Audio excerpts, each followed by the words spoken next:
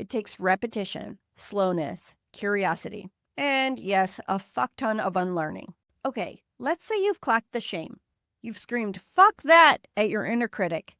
You're ready to reclaim pleasure like a fully licensed erotic badass. But then, poof, you're gone. Mentally folding laundry during foreplay, hyper aware of how your stomach looks from that angle, doing your best Oscar worthy fake moan while your brain is low key Googling how to feel something again. Welcome to the land of sensory disconnection. Population, most of us. Remember that polyvagal ladder we talked about? When you feel safe, you stay in your body. You notice touch, temperature, pressure, emotion, arousal, all the juicy stuff. But if your nervous system senses danger, even old danger, you go into freeze mode.